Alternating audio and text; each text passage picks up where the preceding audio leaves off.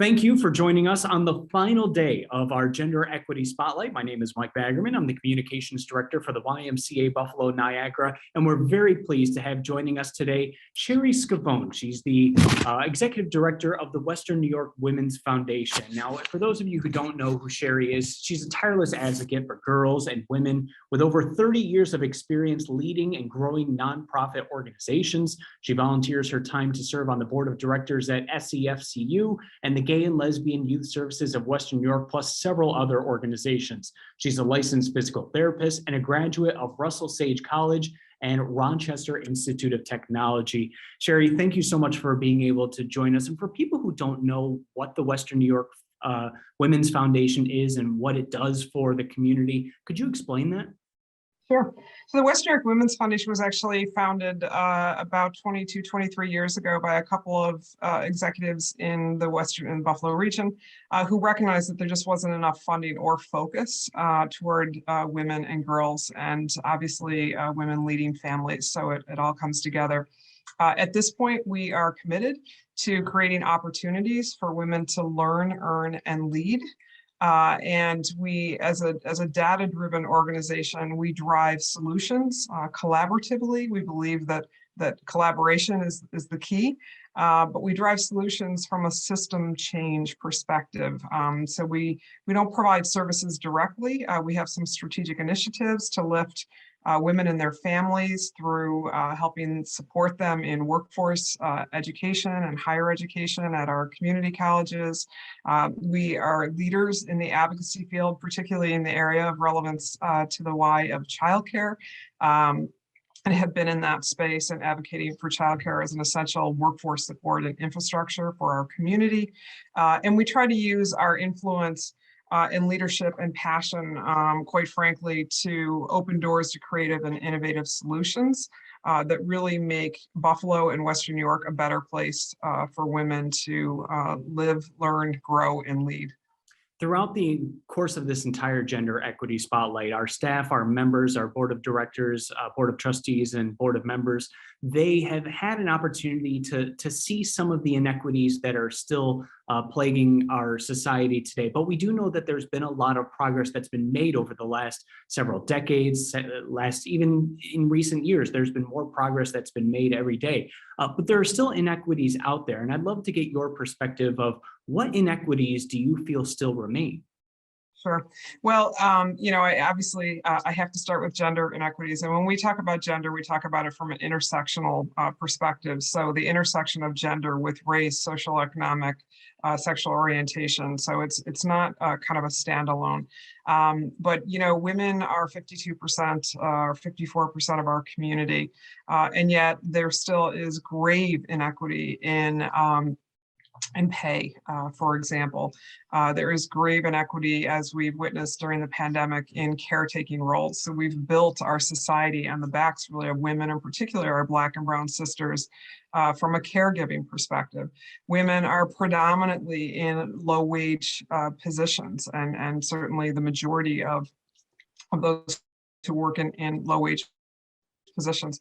So when something like the pandemic happens, we see this really disproportionate impact on women as a result of gender inequities that have just existed in pay. Who stays home? The person who makes the least amount of money.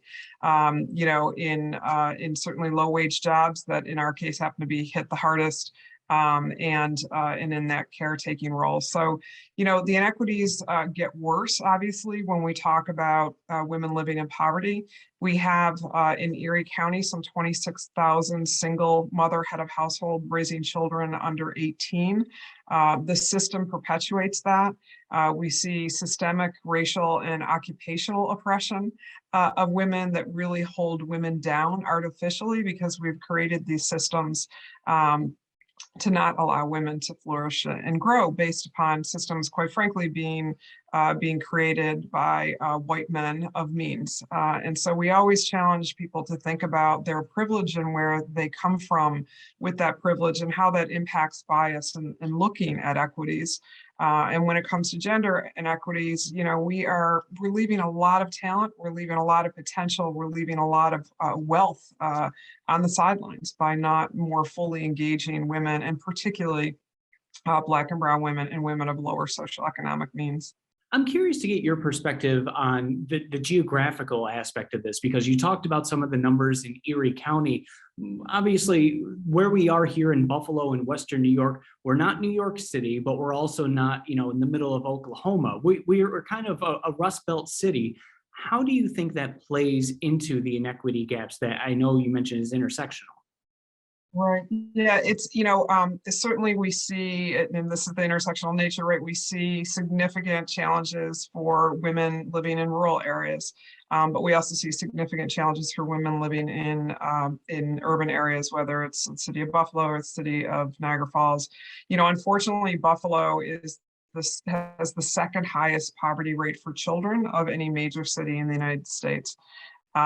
So we can't ignore what that means for our families, what that indicates in terms of livelihood and helping to lift individuals out of poverty to be the success that they can be, and to again take a really hard look at our systems. So yeah, the challenges are different. I used to run the statewide cancer program, and we would always have people in New York City complaining about different issues and access to cancer care. And then on the other end, we would have Jefferson and Lewis counties where, the closest chemotherapy center was 75 miles away. And so, people, their perspective on equities and inequities is really from where they sit. But I think what we try to do as a foundation is give voice to the issues impacting women, across our region, and very specifically, obviously, for those living in poverty, primarily in the cities area. We've had multiple talks just about what comes next, and the answer, you can ask 100 different people about what comes next, you'll get 100 different responses. It's very three-dimensional, heck, even four-dimensional, to try to figure out how to improve the issues. But within the next, say, 5 to 10 years, I mean, what would you like to see happen next to try to bridge that gap? Yeah, well, we have to. So the fastest growing segment of poverty is older women. And so we have got to bridge the pay equity gap. And it is projected now with the pandemic and the loss of 3 decades of workforce participation for women in 1 year. It's projected to, I think, be 100 years out now before we have pay equity. We have to ramp that up. We have to say that that's not okay. And that starts with individual companies doing real audits and looking hard at their policies and procedures and their systems and their culture, quite frankly. I also believe we have to think differently about work. And acknowledge that, we're not back at Leave It to Beaver where June stayed home all day. 2/3 of kids come from families where both parents are working or the only parent is working. And so we have to look at our systems to make them more adaptable to support women who are working, which we never did, right? We didn't change the time you go to school and come home from school. We didn't change hours doctors' offices are open as women enter the workforce. We've just tried to have women adapt to everything else. And I think we have to look at that, that very differently. And ultimately, we have to get more women in the workforce. And that is going to happen through some of the workforce programs. So our Moms from Education to Employment program that we have at Erie County Community College and CCC and Jamestown Community College, that says we understand as a single woman or as a woman raising children that there are significant barriers, particularly if you're living in poverty, which they all are. And so, how do we eliminate those barriers and help you complete that education, and then work with the employers to create policy and systems change so you can be employable. So they do understand that you may be 10 minutes late every day because that's the only time the bus can get you there, or that you can afford the equipment you need to start that job. And how can we compensate for that? So I think, what do I see down the line? We can't do the same old. And I think we can't look through our white privilege lenses as we move forward. We have to center the voices of those women who are most marginalized and begin to make a difference for them, while at the same time really elevating that the gender pay parity as well as part of our efforts to level the playing field a little bit, because we really have set the playing field up as a very unequal ground. Well, in your last answer, you were talking a lot about the systemic changes, and then towards the end of it, you started explaining just the attitude changes that need to have. I'm hoping you can expand on that a little bit more. What sort of big takeaways do you think people should make in their everyday lives just to help bridge that gap? Because you mentioned it's going to take 100 years, maybe even more, hopefully not, before we can see that equity. But what sort of attitudes could people have today to make a difference for tomorrow? Right.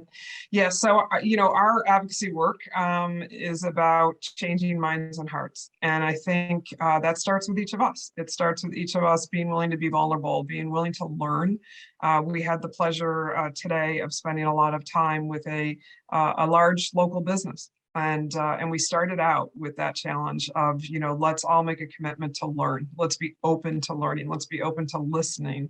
Let's be open to maybe thinking about things differently. Let's be vulnerable to our implicit biases that exist because of our lived experiences, and be willing to learn about others, lived experiences, because we will be richer if we do this all together. If we continue to have our silos of communities and of different aspects of our life, that's not going to be, we're not going to achieve that parity, I think, and equity we're all looking for.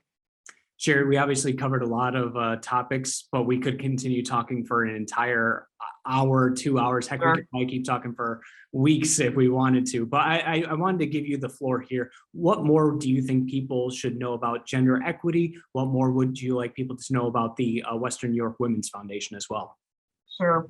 Yeah, well, we do believe that advancing gender equity and equality is fundamental to everyone's individual security, health, safety, and ability to exercise their most basic rights. And it's also essential to our economic growth and development and to our democracy.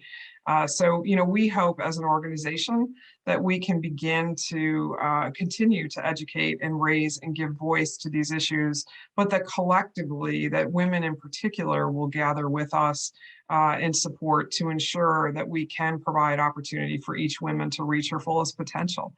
Everyone is born with that objective and that kind of demand. And so how do we all help to achieve that goal as a community and be richer for the community as it is?